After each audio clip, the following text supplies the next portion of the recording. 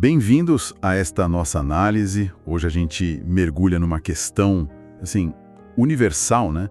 O que acontece depois?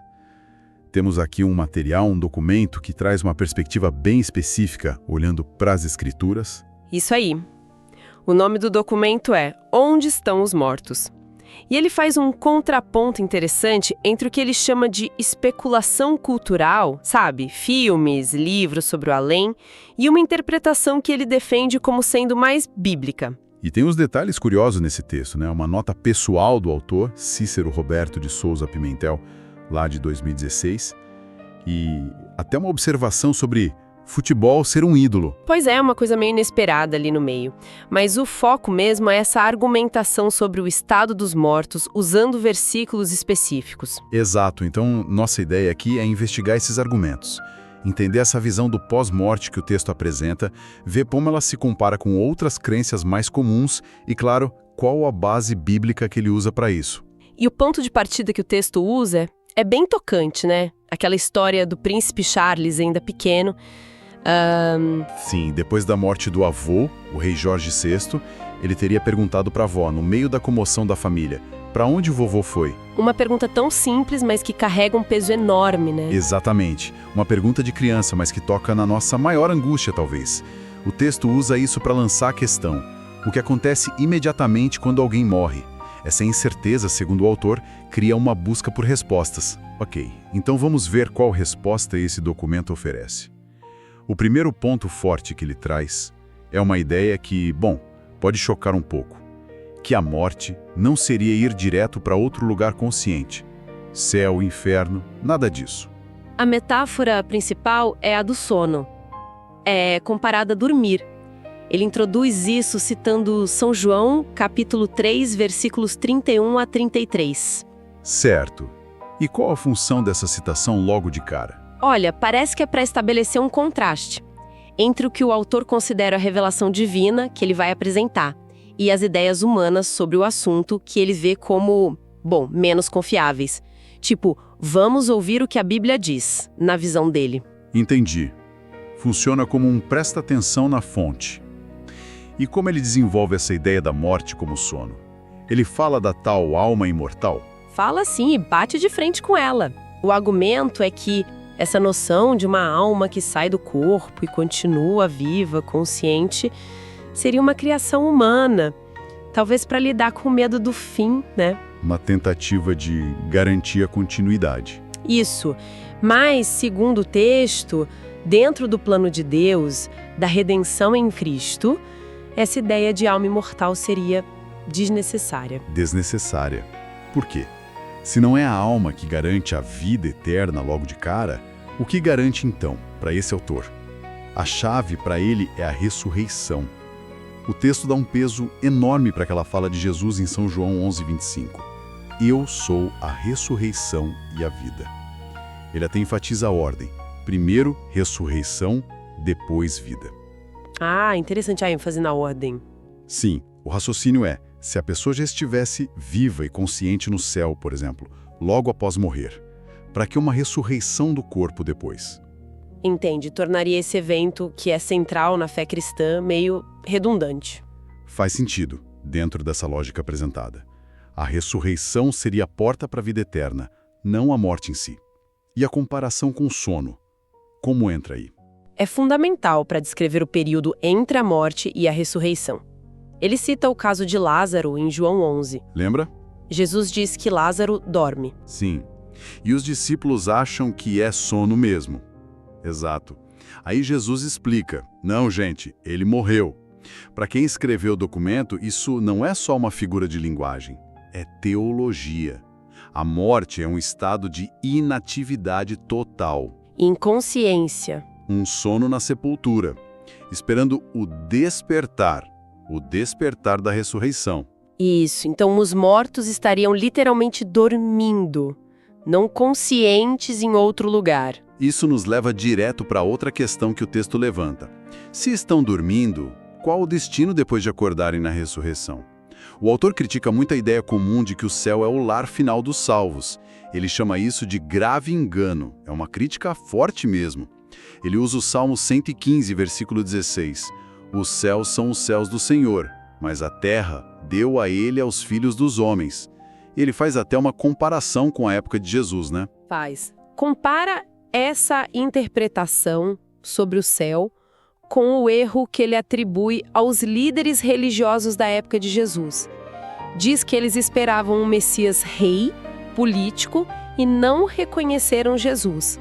Da mesma forma, ensinar que vamos morar no céu seria um desvio do que as Escrituras realmente prometem, na visão dele. Onde seria o lar eterno? A resposta é: a terra. Mas não essa terra aqui, cheia de problemas. Uma terra restaurada, renovada. A ideia é que Deus quer restaurar o plano original, a humanidade vivendo com ele neste planeta. Uma terra restaurada.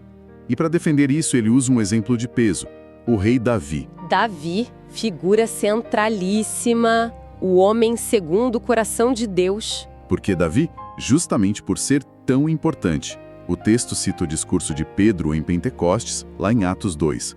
Pedro diz claramente para a multidão: Davi morreu e foi sepultado, e o seu túmulo está entre nós até hoje. E mais direto ainda, Davi não subiu aos céus. Nossa, essa é uma afirmação forte de Pedro. Pois é, a conclusão do autor é: se nem Davi, um herói da fé, foi direto para o céu, como sustentar que essa é a regra para todos os fiéis? A doutrina popular ficaria sem base bíblica, segundo ele. Realmente, desafia uma imagem muito comum. E ele fala de mais alguém, além de Davi, outras figuras bíblicas. Sim, ele amplia.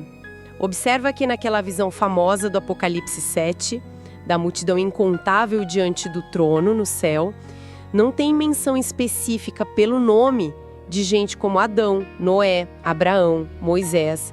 Elias teve uma situação diferente, né? Mas pensando na morte comum. Isaías, o próprio Davi, Pedro, Paulo, Maria. Ninguém é citado nominalmente ali naquela visão celestial. Exato. E o autor usa essa ausência como mais um indício.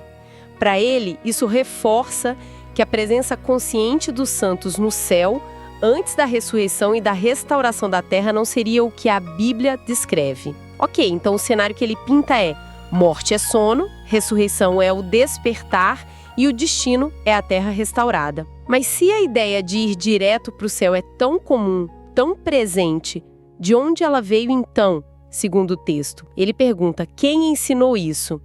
E a resposta que o documento dá é bem direta, aponta para a Igreja Católica.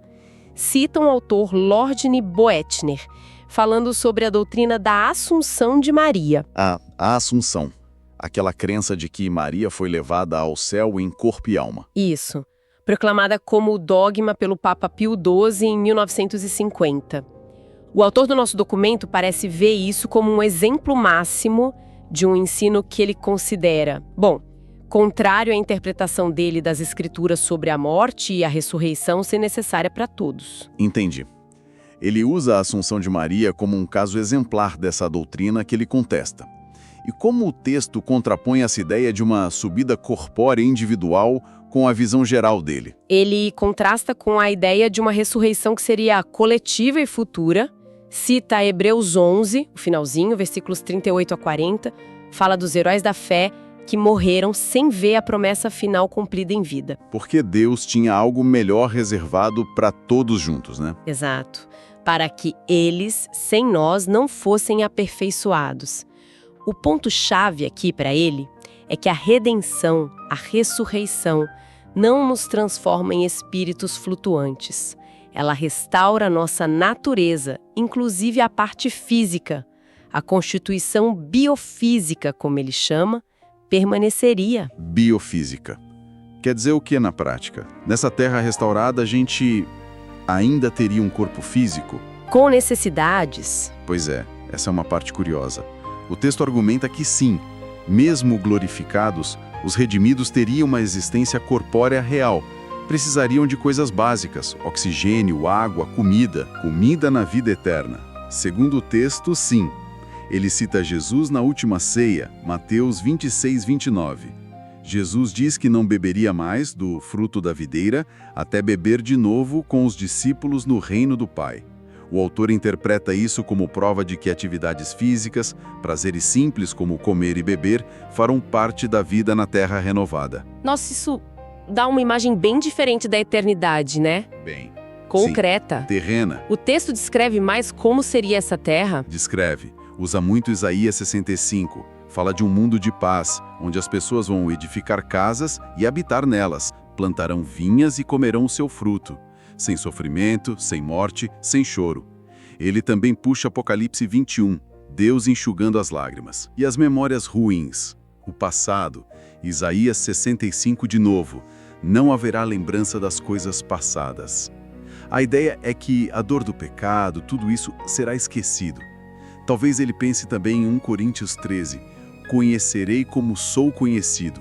Uma clareza total, sem as sombras do passado. Ele chega a falar de interações, de práticas nessa nova terra. Fala assim. Sugere que poderíamos conversar com personagens bíblicos, menciona Maria, João Batista, Davi. Imagina! E diz que a adoração continua, especificamente a guarda do sábado como algo perpétuo, citando Isaías 56 e 66. É uma visão bem detalhada mesmo. E é impressionante o nível de detalhe. E o interessante é que toda essa visão do futuro, por mais detalhada que seja, está ligada a um chamado para agora. O texto não é só para descrever o futuro, ele quer mobilizar no presente. Um chamado à ação. Exato. Ele termina exortando o leitor a ser um estudante da Bíblia Sagrada hoje, a se engajar no que ele chama de movimento de reforma, que parece ser um retorno ao que ele entende como um ensino bíblico original sem as tradições que critica. Isso seria o caminho para ter direito à vida eterna. E ele amarra isso com mais versículos. Sim, conecta com Hebreus 4 sobre o repouso que resta para o povo de Deus, e ele interpreta como o sábado e a vida eterna. Com 2 Coríntios 7 sobre purificação e 6 sobre o tempo aceitável ser agora, e Efésios 1 sobre o plano de Deus de unir tudo em Cristo.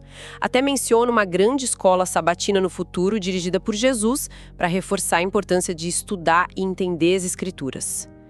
Ok, então vamos amarrar os pontos principais que a gente viu nesse documento Onde Estão os Mortos. Primeiro, a morte é vista como um sono, um estado inconsciente. Isso, a ressurreição é o evento crucial, o que realmente dá a vida eterna. Fundamental na visão dele. O destino final não seria o céu logo após a morte, mas sim uma terra restaurada, física, renovada. Exatamente, a promessa original sendo cumprida aqui. O texto argumenta que a ideia popular de ir direto para o céu teria vindo, em parte, da Igreja Católica, e cita a Assunção de Maria como o exemplo-chave disso. Perfeito. Essa é a linha de raciocínio central apresentada na fonte que analisamos. Sono, despertar na ressurreição e vida eterna física na terra restaurada.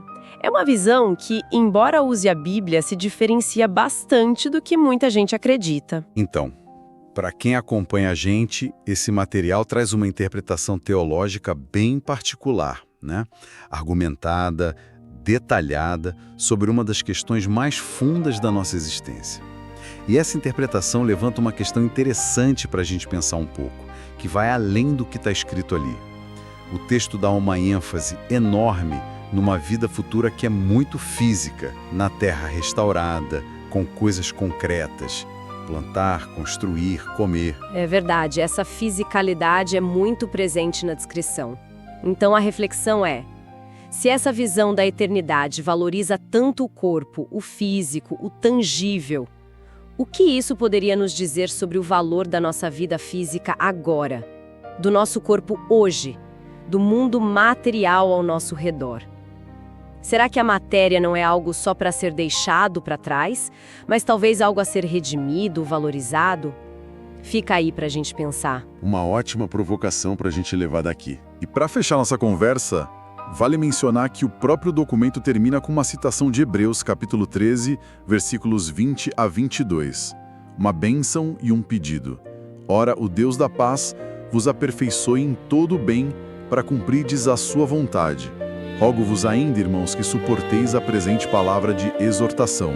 Um final que reforça bem esse tom do texto que exploramos hoje. Páginas sagradas, luz resplandece, o conhecimento que a alma enriquece, ler com fervor, que doce aventura, ver divino, a plena ternura. Vinde, irmãos, ao estudo profundo, a verdade nos chama, a vida no novo mundo, na luz das Escrituras, clareza encontramos, na voz do Senhor, eternamente nos guiamos.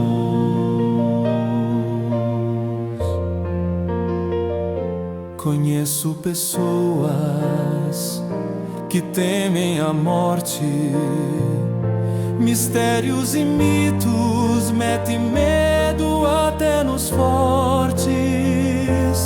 Mas Davi morreu e na terra repousa, na fé e na certeza de uma vida gloriosa. Vinde, irmãos, ao estudo profundo, a verdade nos chama, a vida no novo mundo, na luz das Escrituras, clareza encontramos, na voz do Senhor, eternamente nos guiamos.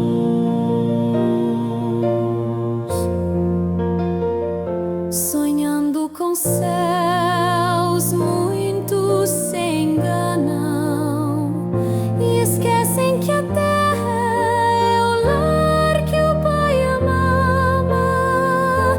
O Novo Testamento em sabedoria brilha, dizendo que Davi em sono se aquieta.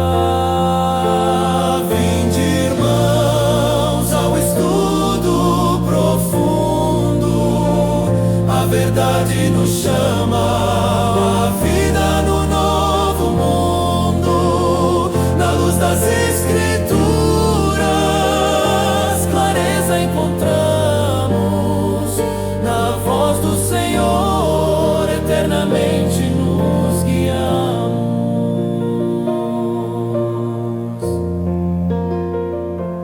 Toda má interpretação se desfaz quando a palavra buscamos em paz. Jesus é a verdade e assim nos ensina. Na escola de Cristo a luz nos ilumina. Vinde, irmãos, ao estudo profundo, a verdade nos chama, a vida no novo mundo, na luz das Escrituras, clareza encontramos, na voz do Senhor, eternamente nos guiamos. Na nova terra esta será a senha, amém. Na nova terra esta será a senha, amém. Na nova terra esta será